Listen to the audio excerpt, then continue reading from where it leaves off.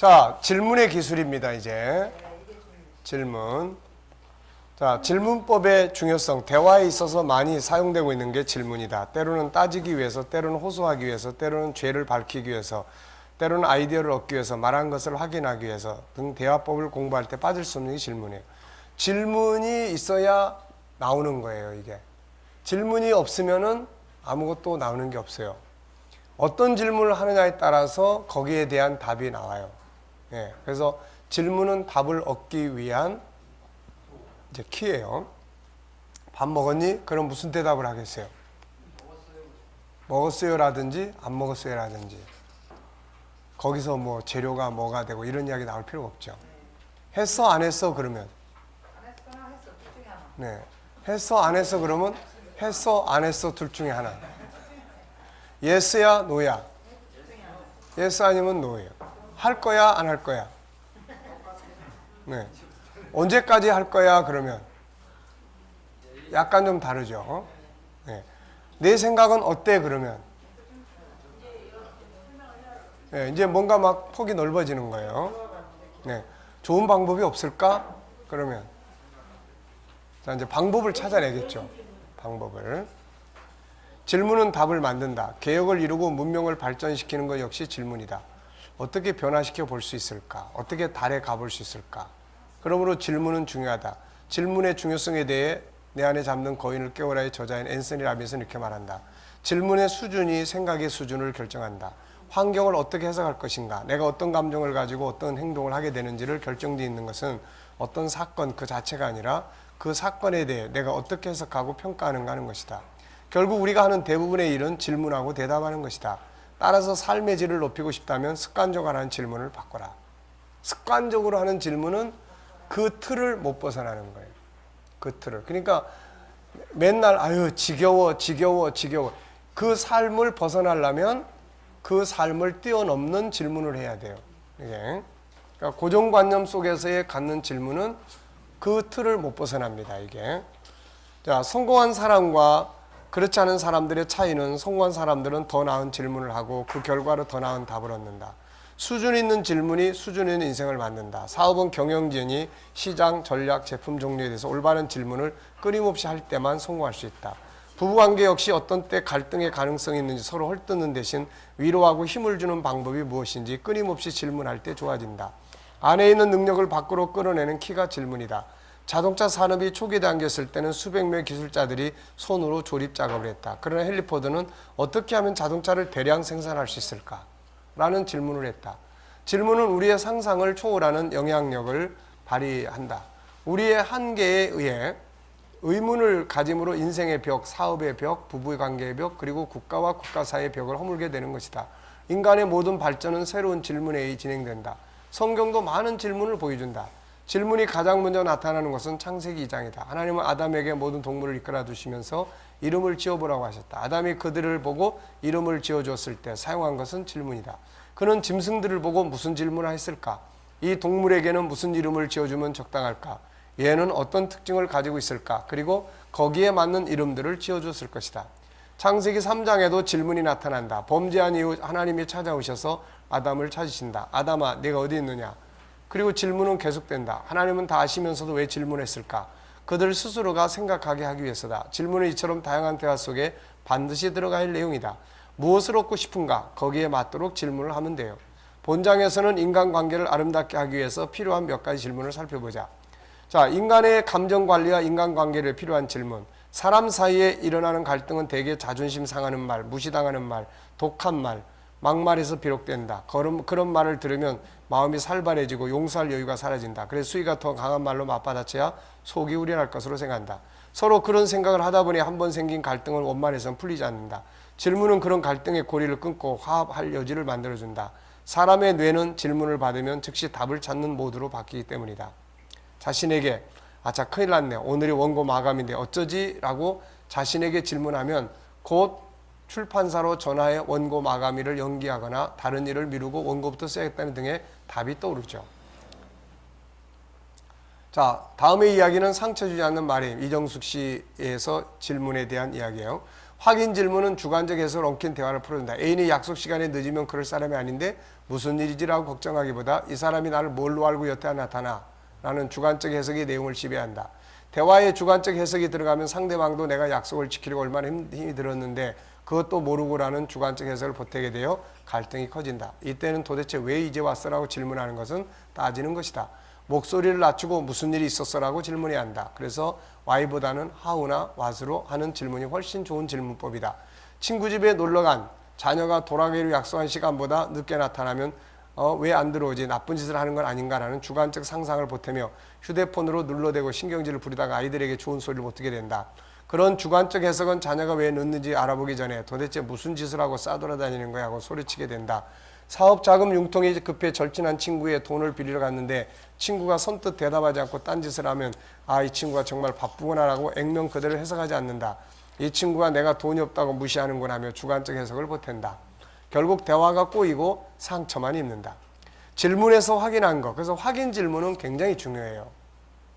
나중에 질문법에 대해서 더 자세히 다루겠지만은 확인 질문을 안 함으로 인해서 생기는 문제가 굉장히 많습니다.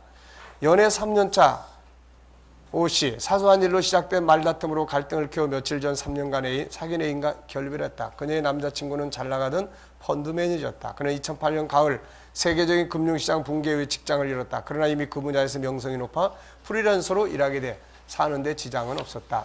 그런데 오씨는 남자친구가 프리랜서가 되면 직장에 다닐 때보다 연애에 더 많은 시간을 할애할 것이라는 주관적 해석을 했다. 직장에 다닐 때는 업무량이 많아 약속 시간을 어기는 것도 어쩔 수 없다고 이해했지만 지금은 그러지 않아도 될 거라고 판단한 것이다. 그러나 그녀의 남자친구는 프리랜서가 된 다음에도 여전히 약속 시간을 번번이 어겼다. 이때부터 오 씨의 주관적 해석은 자기에게 불리한 쪽으로 후절됐다. 주관적 해석이라는 게 뭐예요? 자기 입장에서 해석하는 거예요. 전에도 회사 일이 바빴던 게 아니라 나 몰래 양다리 걸치느라 바빴던 거 아니야? 이 남자 바람기가 많아 다른 여자와 놀고 있는 거 아니야? 돈도 벌 만큼 벌어놓았겠다. 슬슬 일하면 된다느니 왜 늦는 거야?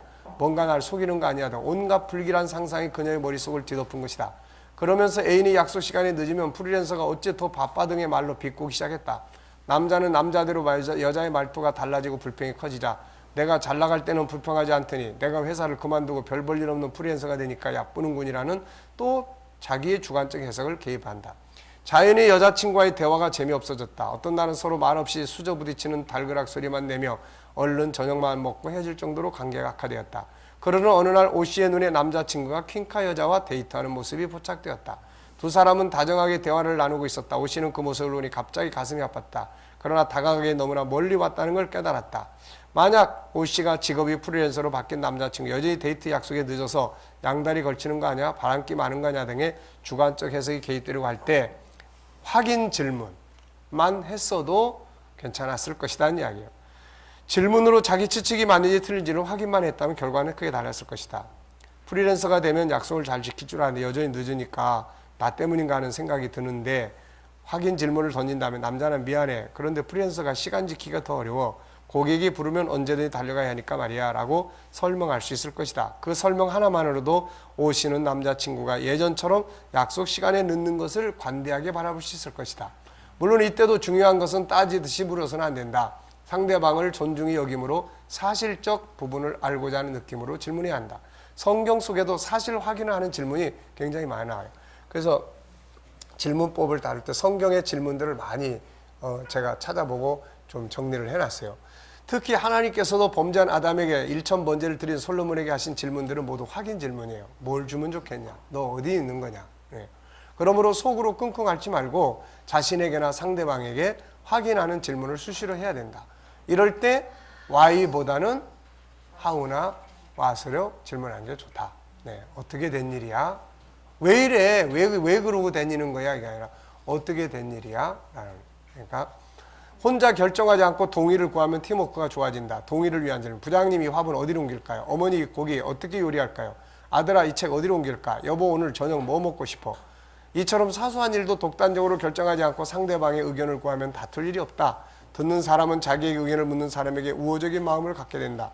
마음이 따뜻해져 어려운 일도 쉽게 풀 수 있다. 공동생활을 평화롭게 하려면 매우 사소한 일도 독단적으로 결정하지 말고 상대방의 동의를 구하거나 결정을 맡기는 질문부터 해야 한다.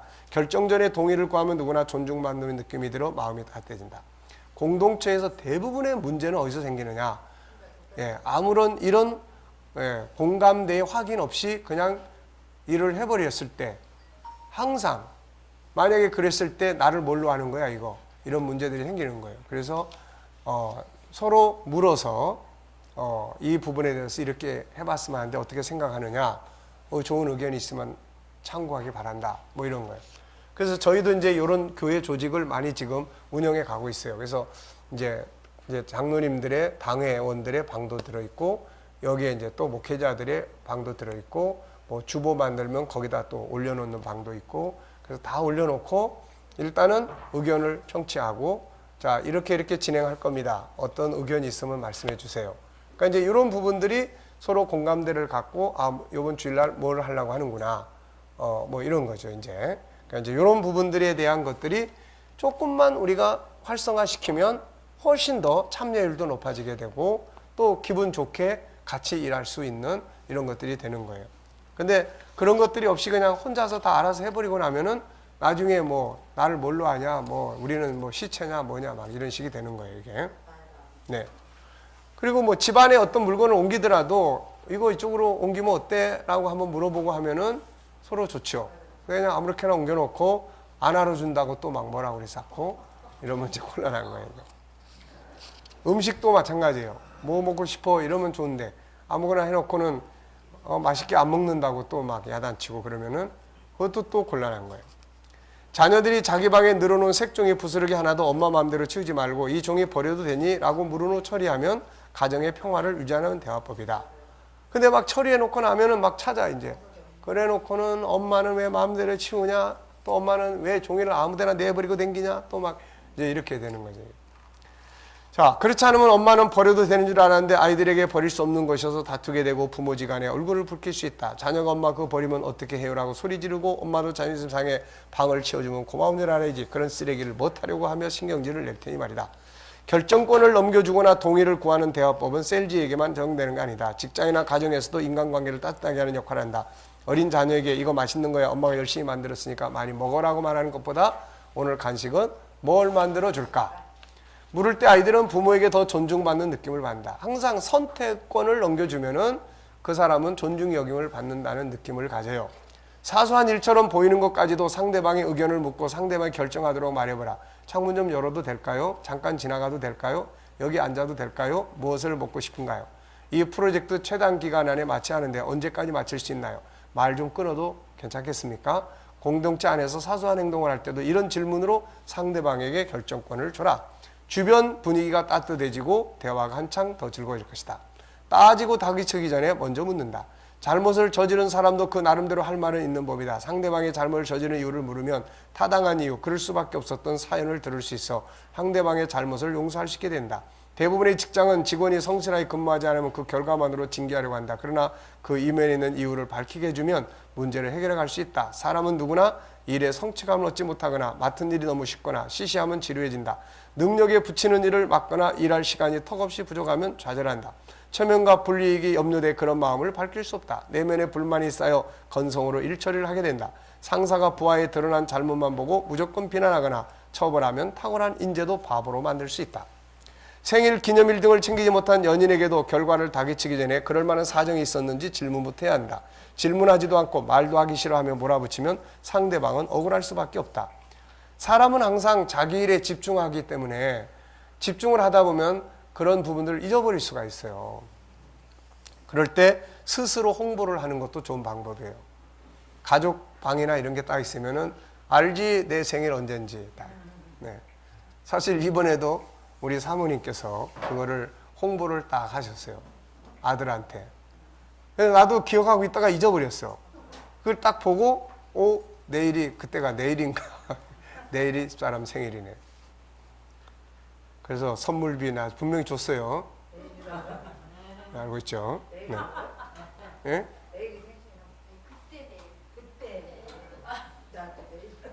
내일이 아니고 그때. 그러니까 지혜로운 방법이에요.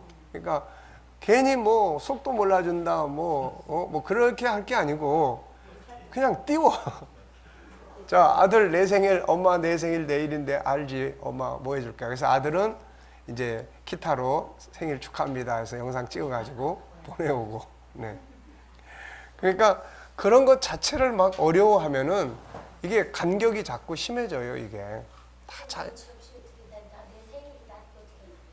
그러니까 그게 우리나라 사람의 문제야, 이게.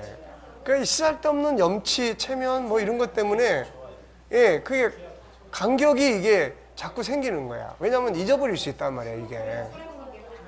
그러면. 네.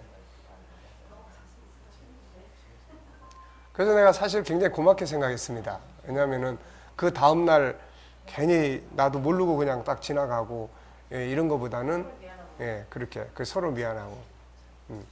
자, 어쨌든 그래서 변명하기가 치사에 입을 다물게 되고 마음이 상해 거리감을 가지게 된다. 이면의 사정을 들어보면 직장에서 맡은 프로젝트가 뜻대로 안 풀려 위기에 처해 있을 수도 있고 아버님의 사업이 휘청거려 집안일 수습에 정신을 쏟느라고 그랬을 수도 있다. 차분히 이유를 물어보면 그런 사정을 솔직하게 이야기하는데 묻지도 않고 몰아붙이면 설명이 궁색한 변명으로 여겨진다. 아내가 집안일에 신경도 안 쓰고 밖으로만 나온다는 결과만으로 질책하기만 하면 아내의 우울증만 더 깊어지게 할 수 있다. 자녀가 멍하니 앉아있기만 하고 숙제를 열심히 하지 않는다고 야단부터 치면 가뜩이나 학교에서 왕따를 당해 학교는 물론 세상을 비관한 아이에게 더 깊은 상처를 줄 수 있다. 부모의 사랑을 빼앗겨 불안한 아이에게 동생을 괴롭힌다는 사실만으로 야단치면 아이 마음에 더 깊은 상처를 주게 된다. 세상에 원인이 없는 결과는 없다. 흉악한 범죄를 저지른 원인도 추적해보면 언젠가 부모에게 받은 학대, 선생님에게 받은 냉대, 친구들에게 받은 모욕 등일 수 있다. 분노하기 전에 먼저 상대방의 상태를 이해해보자. 역시 why보다는 how나 what으로 하는 질문이 훨씬 좋은 질문이다. 그리고 때로는 직접적으로 이렇게 얼굴과 얼굴을 보고 대면하기가 어려우면은 이제 카톡이나 이런 걸 통해서 물어볼 수도 있는 거고 말해줬으면 좋겠다. 이런 식으로 이제 이야기할 수 있는 거예요. 자, 따뜻한 목소리 이유를 물으라. 경기 위축에 따른 대대적인 감원으로 실직한 대기업 임원 C씨. 아내는 남편의 능력을 실제보다 100배 정도 더 높게 생각한다. 불안과 경기 침체가 전 세계를 술렁이 하지만 자기 남편만은 굳건히 직장을 유지할 것으로 믿고 있다. C씨는 아내가 자신을 신뢰하는 것은 고맙지만 자신의 처지를 알면 너무 큰 충격을 받을 것 같아 마음이 복잡하다.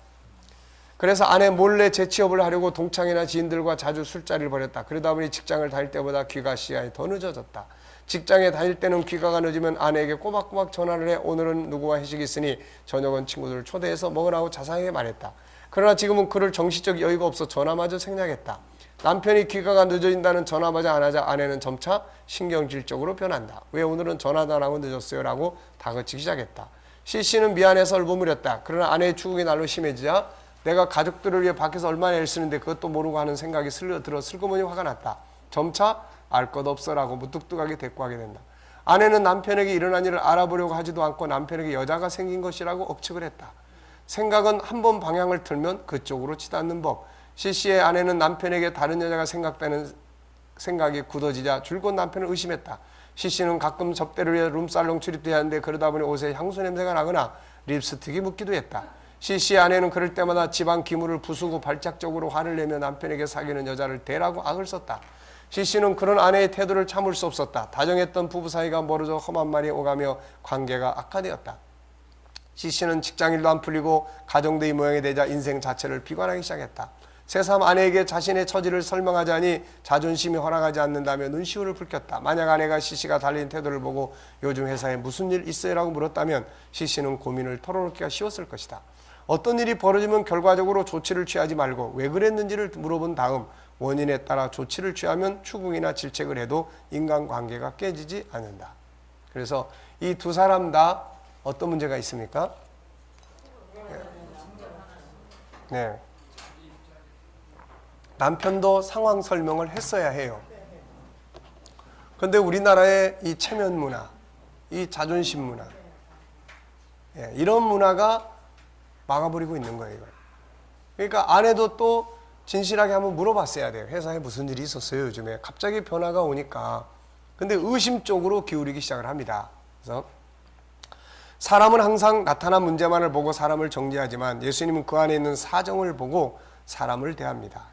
기자는 현실만을 취재 내보내지만 시나리오 작가는 그 안에 얽혀있는 이야기를 꺼내 드라마를 만듭니다. 상대방이 어떤 행동을 하게 될 때는 반드시 그 안에 어떤 사정이 있다는 사실을 염두에 두고 그것을 이해하려는 노력을 기울여보자. 그래서 반드시 먼저 경청한 후에 생각을 정리한다. 특히 why보다는 how나 what의 용법을 많이 사용해보자. 위에 왜를 어떻게나 무엇으로 바꿔보자. 어떻게 된 일이에요? 왜 이렇게 됐어요? 라게 어떻게 된 일이에요?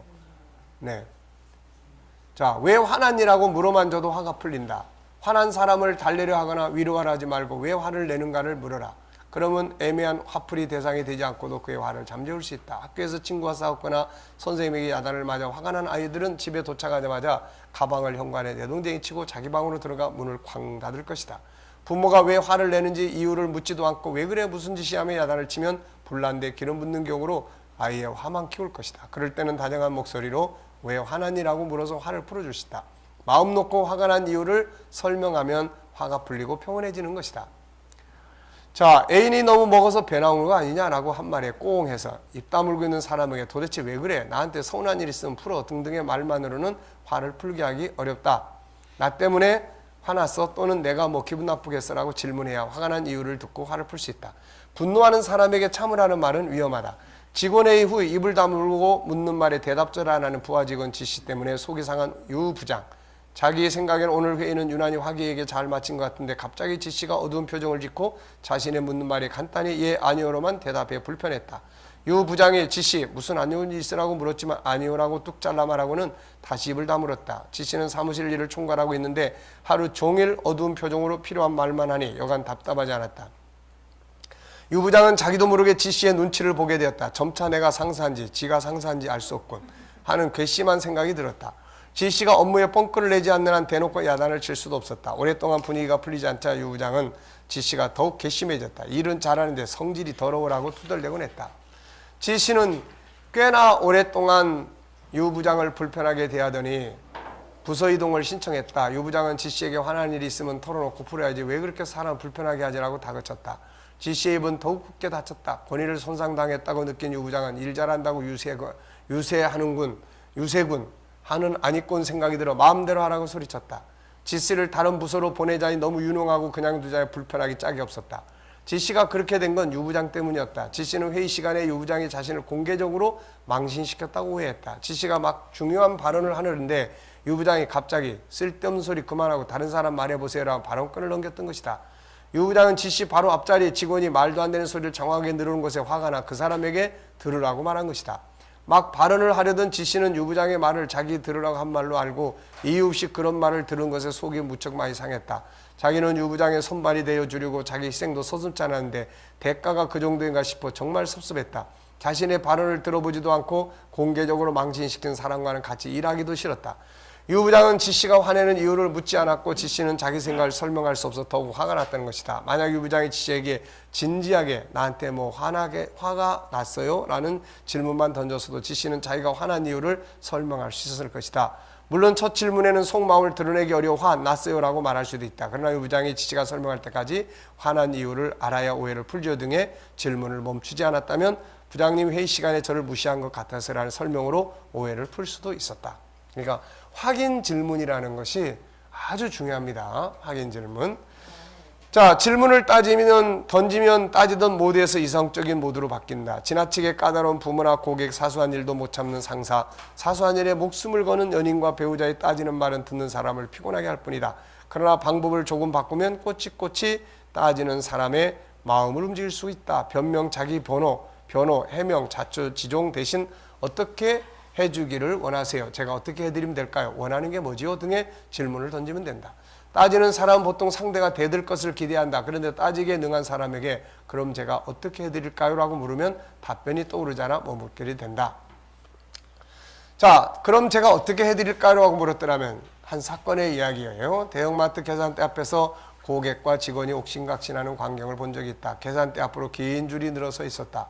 대부분의 사람들은 영수증 확인을 안 하고 자리를 뜨는데 D씨는 회사 물품을 사는 것이기에 계산기까지 들고 나왔다. 그는 계산대 직원이 준 영수증을 들고 그 자리에서 구입한 물품의 합계를 맞춰보았다. 맞춰보는데 시간이 꽤나 많이 걸렸다. 아무래도 합계가 틀린 것 같았다. 그가 다시 계산하려고 하자 계산대 직원이 미안하지만 옆으로 비켜서 달라고 부탁했다. 그는 신경질적인 표정으로 잠시 기다리라고 말했다. 계산대 직원과 바로 뒷사람이 짜증난 얼굴로 그를 노려보았지만 소용이 없었다. 그는 이윽고 두루마리 화장지 가격이 이중으로 계산되어 있다며 따졌다. 이런 식으로 계산을 어떻게 합니까? 이마트의 신용을 알만하네요. 본질 위에 비난이 덧붙여졌다. 계산대 직원은 D씨가 이미 카트에서 계산을 마친 휴지를 무심코 다시 계산대에 올려놓아 착오가 일어난 걸 기억해냈다. D씨가 이 마트에 신용이 형편없다느니 서비스 정신이 없다느니 계속 따지자 계산대 직원 C씨는 억울하고 속이 상했다. 그래서 그러니까 화장지를 또 왜 또 올려놨냐고 대꾸했다. 이미 따지기로 결심한 D씨는 그렇다고 이미 계산한 물건을 또 계산해요라며 죽어도 물러설 기세를 보이지 않았다. 문제가 쉽사리 해결될 것 같지 않았다. 그 줄에 섰던 고객들은 다른 줄로 옮겨갔다. 매니저가 오고 주변 사람들은 흥미진진한 표정으로 싸움 구경을 했다. C씨의 대응 방법 때문에 마트의 이미지는 그만큼 손상되었을 것이다. 만약 계산대 직원 C씨가 고객이 계산이 틀렸다고 따졌을 때 잘잘못을 가릴만 하지 않고 죄송합니다. 바로 잘못된 돈을 돌려드렸습니다. 라고 말했다면 그렇게 시끄럽지 않았을 것이다. 워낙 D씨가 깐깐해서 계속 따졌다면 그럼 제가 어떻게 해줄까요? 라고 물었어야 했다. 그렇다면 시비는 쉽게 끝날 것이다. 자, 따지는 말 한번 해보겠습니다. 사람이 그럴 수도 있지. 너무하네요. 네. 손님이 물건을 잘못 다루셨잖아요. 결제를 늦게 해주셨잖아요.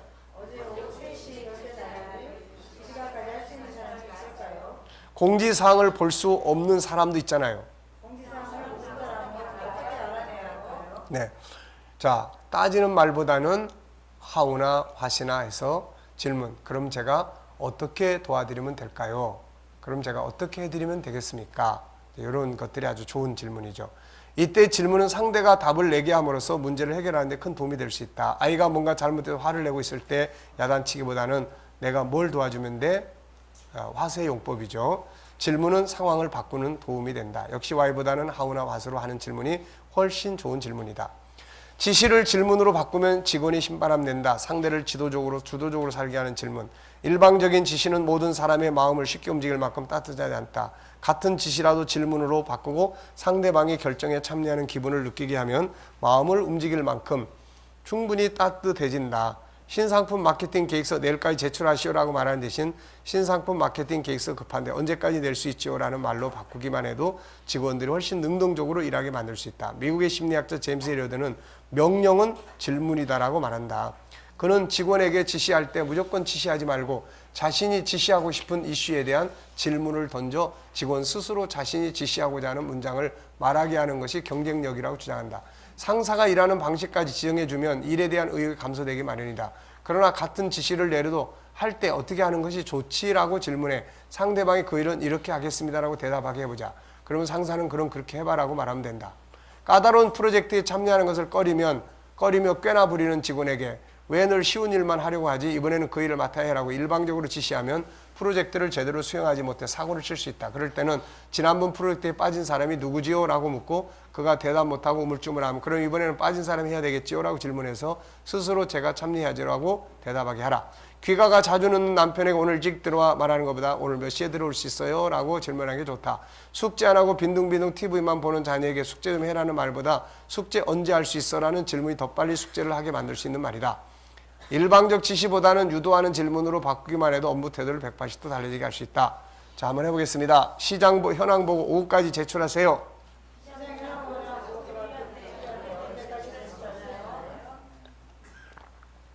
지난달 매출 실적 자료 좀 찾아오세요. 숙제부터 해라.